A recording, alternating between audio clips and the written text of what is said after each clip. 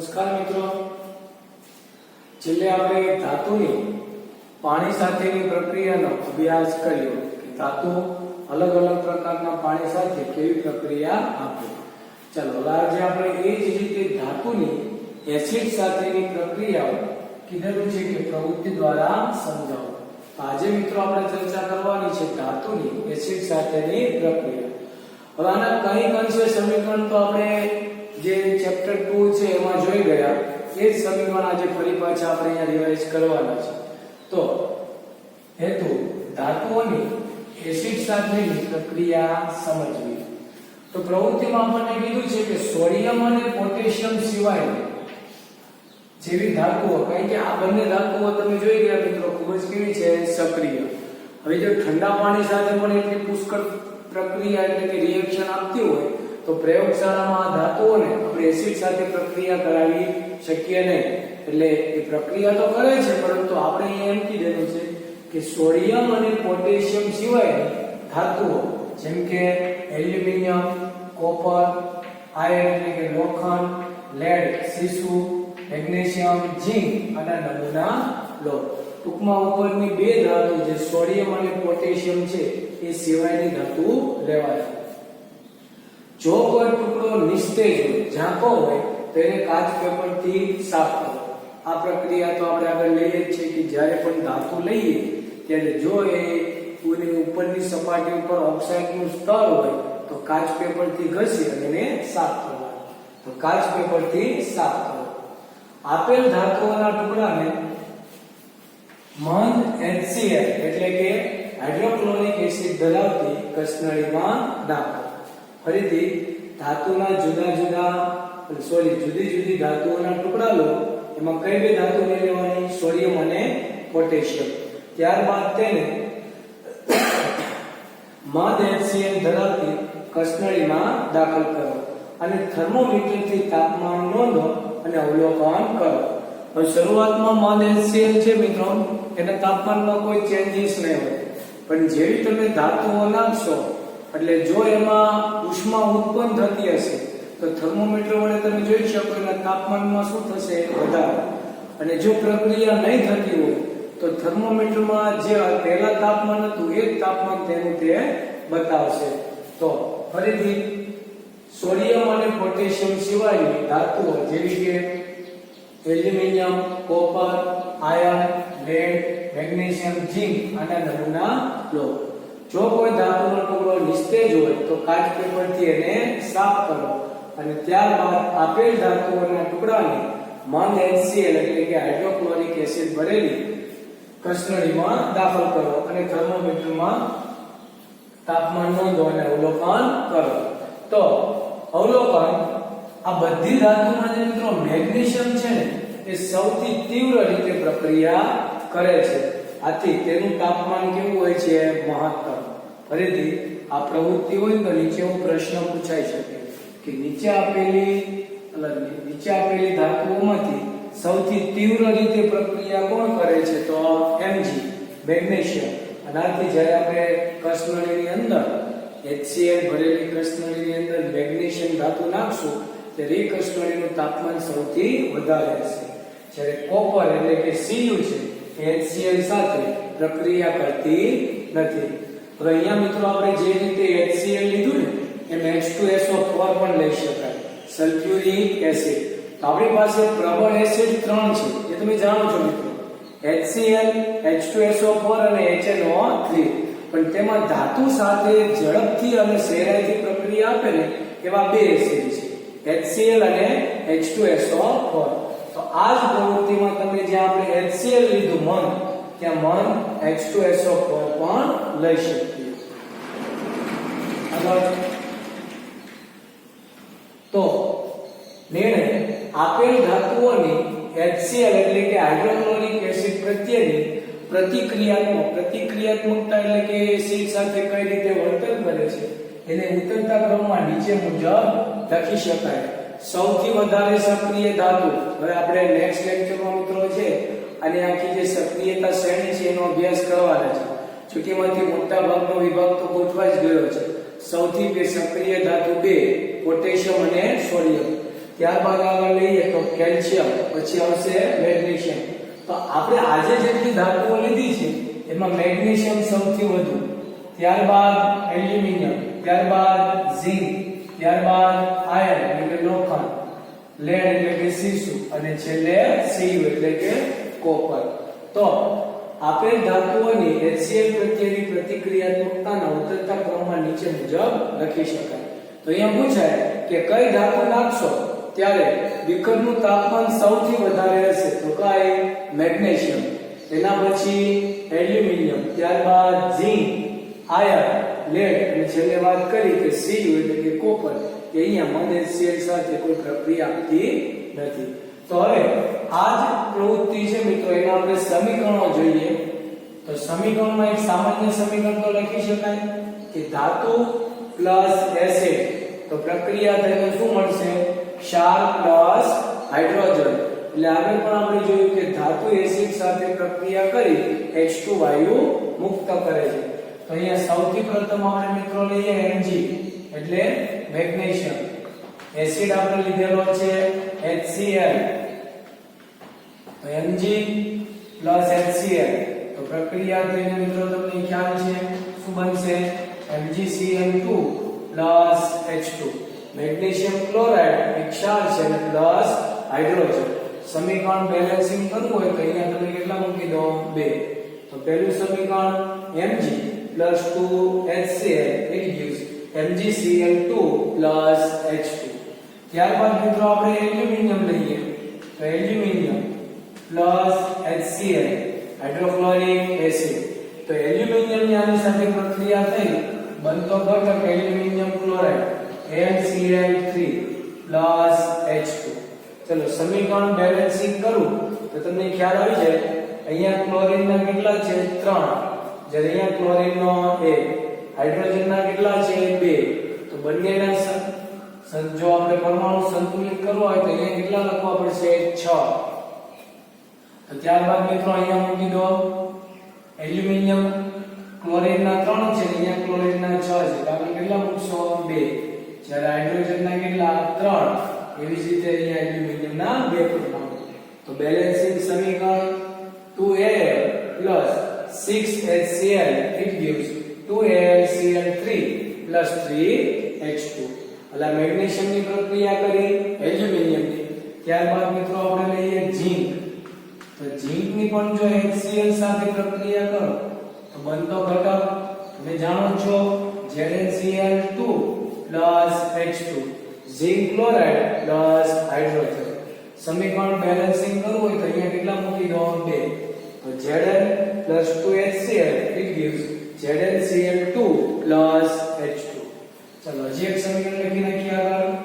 Iron એની HCl સાથે પ્રક્રિયા કરો તો બનતો ઘટક FeCl2 H2. અહીંયા પણ જેમ ક્લોરાઇડ બને છે તેમ અહીંયા બનતો ઘટક FeCl2. બેલેન્સિંગ કરવા માટે કેટલા મૂકશો? 2. આ જુદી જુદી ધાતુની એસિડ સાથેની પ્રક્રિયા થતા ક્ષાર પ્લસ હાઇડ્રોજન. એટલે અહીંયા બે બાબત નોંધવાની. એક તો જે બીકર છે એનું તાપમાન ધીમે ધીમે વધતું જશે તથા એમાં ધીમે ધીમે વાયુના પરપોટા ઉત્પન્ન થશે અને એ વાયુ એટલે મિત્રો કયો? H2 એટલે કે હાઇડ્રોજન. તો આખો પ્રયોગ હતો કે ધાતુની એસિડ સાથેની પ્રક્રિયા વર્ણન. હોમવર્કમાં એઝ યુઝ્યુઅલ મિત્રો આજે પણ જે આ સમીકરણ છે ધાતુની એસિડ સાથેના અને હજી બીજા લખાવીએ એ તમામ સમીકરણ 2 વખત લખવાના રહેશે. ચલો હવે ત્યારબાદ આ જ પ્રયોગ ઉપરથી આપણને 2 પ્રશ્નો આપેલા છે કે કોપર ધાતુ મંદ HCl સાથે પ્રક્રિયા કરતી નથી. શા માટે? તેનું કારણ છે કોપર છે ને ખૂબ જ કેવી સક્રિય છે? ઓછી. પરિણામે તે મંદ HCl સાથે પ્રક્રિયા દર્શાવતી નથી.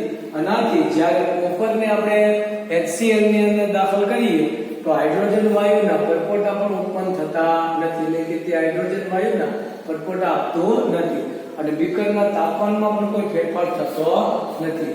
આથી આપણે કહી શકીએ કે કોપર ધાતુ મંદ HCl સાથે ક્રિયા કરતી નથી.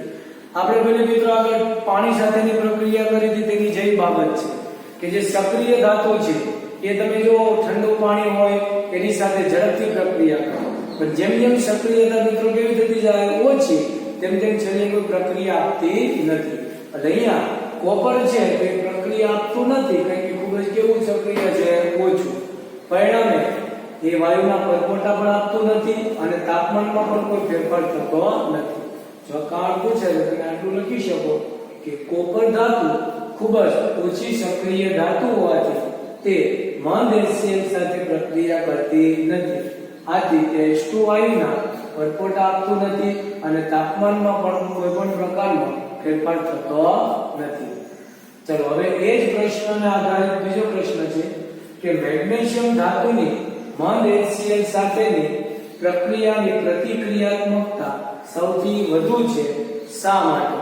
તો હમણાં જ આપણે જોયું તેમ Mg એટલે કે મેગ્નેશિયમ ખૂબ જ કેવી વધુ સક્રિય ધાતુ છે. તે મંદ HCl સાથે પ્રક્રિયા કરી વધુ પ્રમાણમાં શું ઉત્પન્ન કરે? H2 વાયુ. આનાથી વધુ પ્રમાણમાં પરપોટા પણ ઉત્પન્ન થાય છે અને સાથે સાથે આ પ્રક્રિયા દરમિયાન વધુ ઉષ્મા ઉત્પન્ન થાય છે. આથી કહી શકાય કે Mg ની પ્રતિક્રિયાત્મકતા ખૂબ જ કેવી છે? વધારે. બીજી આ તમામ પ્રક્રિયા છે ધાતુની એસિડ સાથેની પ્રક્રિયા છે, એમાં જ્યાં જ્યાં પણ બીકર આપણે જોયું કે પેલી કસનળી અથવા બીકર છે ગરમ થાય છે, એ કહી શકાય કે ઉષ્માક્ષેપક પ્રક્રિયા છે. કારણ કે અહીંયા પેલા આપણે ચેપ્ટર નંબર 1 માં જોયું તેમ જે પ્રક્રિયામાં ઉષ્મા ઉત્પન્ન થતી હોય એને ઉષ્માક્ષેપક કહેવાય. તો અહીંયા જે કસનળી હોય કે બીકર હોય મિત્રો, એની અંદર બહારનું તાપ આપણે સ્પર્શ કરવામાં આવે તો એ ગરમ લાગે છે અને થર્મોમીટર તમે મૂકો તો પણ તમને એનું તાપમાન વધારે લાગે છે. આથી કહી શકાય કે આ પ્રક્રિયા કેવી છે? તો ઉષ્માક્ષેપક. MCQ માં પૂછાય છે કે Mg + 2HCl it gives MgCl2 + H2. આપેલી પ્રક્રિયા કયા પ્રકારની છે? તો ઉષ્માક્ષેપક, કારણ કે એમાં ઉષ્મા ઉત્પન્ન થાય છે. તો આ જેટલા પણ આપણે ધાતુના નમૂના લીધા એમાં સૌથી વધારે હાઇડ્રોજન વાયુ કયા ધાતુ ઉત્પન્ન થશે? તો કે મેગ્નેશિયમ. એટલે કીધું છે કે વધુ H2 વાયુ ઉત્પન્ન કરે છે, આથી વધુ પ્રમાણમાં પરપોટા ઉત્પન્ન થાય છે. ઉપરાંત પ્રક્રિયા દરમિયાન પણ વધુ ઉષ્મા ઉત્પન્ન થાય છે. આથી કહી શકાય કે Mg ની પ્રતિક્રિયાત્મકતા સૌથી કેવી છે? વધારે. તો આ પ્રશ્નની સાથે સાથે આજે બે આ કારણ પણ લખી નાખવાના છે, તૈયાર કરવાના છે કે કોપર ધાતુ તો પ્રક્રિયા કરતી નથી, જ્યારે મેગ્નેશિયમ ધાતુની પ્રક્રિયા એટલે કે પ્રતિક્રિયાત્મકતા સૌથી કેવી છે? વધારે. પેલી પ્રવૃત્તિમાં પ્રશ્નો પૂછાઈ શકે કે સૌથી વધારે પરપોટા કોની સાથે પ્રક્રિયા કરતા ઉત્પન્ન થાય? તો Mg.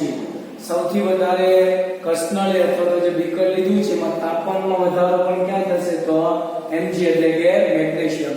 કઈ ધાતુમાં કોઈ પ્રક્રિયા થતી નથી તો શું આવશે? કોપર એટલે કે Cu. ચલો બે વિભાગ યાદ રાખો. ત્યારબાદ આગળ જોઈએ. પ્રશ્ન આપણને આપેલો છે મેગ્નેશિયમ, એલ્યુમિનિયમ, ઝિંક અને લોખંડની મંદ H2SO4 સાથેની પ્રક્રિયાના સમતોલિત સમીકરણો લખો. છેલ્લે આપણે HCl સાથે લખ્યા, હવે આપણે એ જ સમીકરણો મિત્રો છે H2SO4 સાથે. તો ચલો સૌપ્રથમ આપણે લખીએ Mg એટલે કે મેગ્નેશિયમ. તો Mg + H2SO4 પ્રક્રિયાનો તમને ખ્યાલ આવે. Mg અહીંયાથી કોને દૂર કરશે? હાઇડ્રોજનને.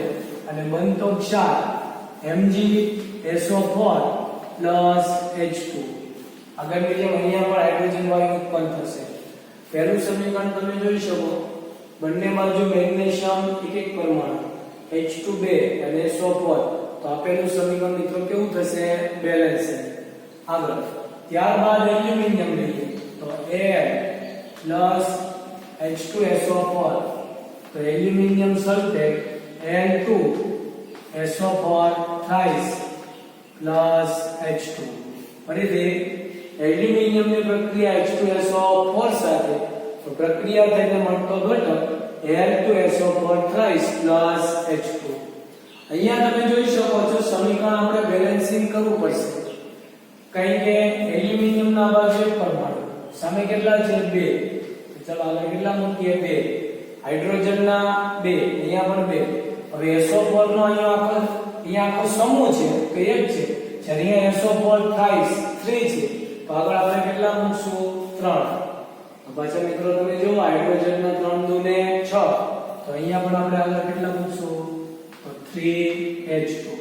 તો બેલેન્સિંગ સમીકરણ 2L plus 3H2SO4 it gives L2SO4 thrice plus 3H2. ફરી એક વખત જોઈ લઈએ. એલ્યુમિનિયમના અહીંયા 1 હતા, અહીંયા 2, તો L2 હતા, આપણે અહીંયા કેટલા મૂક્યા? 2. હાઇડ્રોજનના બે બાજુ સેમ જ છે પણ SO4 ના 3 હતા, તો અહીંયા 3 મૂકો તો 3H2SO4. તો અહીંયા ફરી પાછા હાઇડ્રોજનના 3 દુને 6 તો સામે આગળ કેટલા મૂકી શકાય? 3. તો આ રીતે એલ્યુમિનિયમ ની H2SO4 સાથેની પ્રક્રિયા તો મળતો ઘટક એલ્યુમિનિયમ સલ્ફેટ. ચલો હવે આગળ ઝીંક. તો Zn plus H2SO4 આ પ્રક્રિયા મિત્રો તમને ખ્યાલ જ છે. એ ચેપ્ટર નંબર 2 માં આપણે ઝીંકની પ્રક્રિયા HCl મંદ HCl અને મંદ H2SO4 બંને સાથે પ્રક્રિયા કરી છે. પ્રવૃત્તિ અને પ્રયોગ પણ તમે મોઢે કરી. તો અહીંયા બનતો ઘટક ઝીંક સલ્ફેટ ZnSO4 H2. પૂછાય કે નીચેની પ્રવૃત્તિમાં અથવા પ્રયોગમાં પરપોટા ઉત્પન્ન થાય છે એ પરપોટા કયા વાયુના હોય? તો હાઇડ્રોજન હોય. ચલો છેલ્લે બાકી રહ્યું Fe એટલે કે આ તો Fe plus H2SO4 પ્રક્રિયા થઈને બનતો ઘટક FeSO4 plus H2 ferrous sulfate plus H2. ચલો મિત્રો તમને કન્ડિશન લખવાની કે તો આવડે.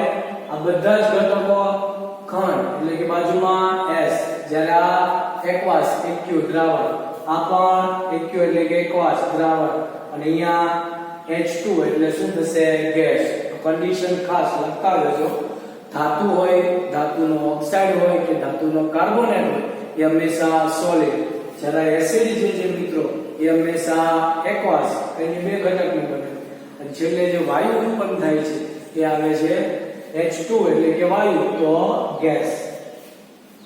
આગળના સમીકરણ ને આ સમીકરણ બંને સમીકરણ મિત્રો કેટલી વાર? 2 વાર હોમવર્કમાં લખવાના રહેશે. હવે કીધું છે હવે આપણે બે એસિડ જોયા HCl અને H2SO4. HNO3 nitric acid.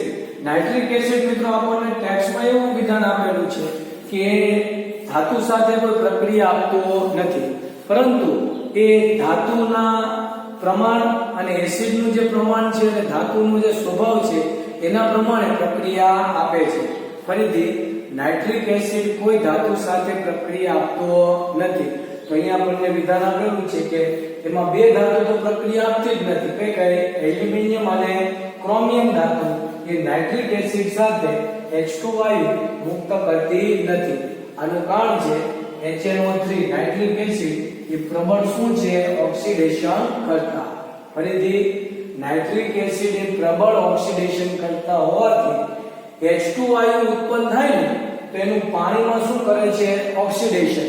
મતલબ H2 તો ઉત્પન્ન થાય છે પરંતુ H2 નું એ H2O માં રિડક્શન ઓક્સિડેશન કરી નાખે અને પરિણામે આપણને H2 નથી મળતો, જ્યારે H2O મળે છે. ફરીથી નાઇટ્રિક એસિડ એ પ્રબળ શું છે? ઓક્સિડેશન કરતા. આથી H2 ઉત્પન્ન થાય છે પણ તરત જ એનું H2O માં રૂપાંતર કરે છે અને પોતે પણ નાઇટ્રોજન ઓક્સાઇડ N2O, NO અથવા NO2 માં રિડક્શન કરે છે. પરિણામે કહી શકાય કે ધાતુઓની નાઇટ્રિક એસિડ સાથેની પ્રક્રિયા થતી નથી. હવે મિત્રો આપણને અમુક તમને સમીકરણ આપેલા પણ હશે કે Mg છે, Mn છે, આ ધાતુઓ ખૂબ જ મંદ નાઇટ્રિક એસિડ સાથે રિએક્ટ કરે છે. એના સમીકરણ પણ આપણે આપશું, તે લખી નાખજો. અને બાકી કોપરની પ્રક્રિયા પણ થાય છે પણ ખૂબ જ મંદ નાઇટ્રિક એસિડમાં. ટેક્સ્ટમાં તો આપણને મિત્રો વિધાન એમ જ આપેલું છે કે આપણે એમ પૂછાય કે કયો એસિડ ધાતુ સાથે કોઈ પ્રક્રિયા કરતો નથી, તો આપણે લખવાનું નાઇટ્રિક એસિડ. અને એમાં પણ એલ્યુમિનિયમ અને ક્રોમિયમ છે ને એ તો ખાસ નાઇટ્રિક એસિડ સાથે કોઈ પ્રક્રિયા કરતી નથી. બાકીની ધાતુ પ્રક્રિયા કરે છે આ એસિડ સાથે, પણ એ એસિડના પ્રમાણને ધાતુના સ્વભાવ પર આધાર રાખે છે. તો આ વિભાગ પણ યાદ રાખજો કે ખાલી જગ્યા પ્રબળ ઓક્સિડેશન કરતા એસિડ છે તો કોણ HNO3 અને H2 વાયુનું સમૂહ ઓક્સિડેશન કરે H2O માં અને પોતે પણ નાઇટ્રોજન ડાયોક્સાઇડ N2O NO2 માં રિડક્શન કરે છે. ચાલો મિત્રો આજે આટલો જ વિભાગ ધાતુઓની એસિડ સાથેની પ્રક્રિયા. હોમવર્કમાં અલગ અલગ જે સમીકરણ છે એ તમારે 2 વખત લખી મોકલવાના રહેશે. અસ્તુ.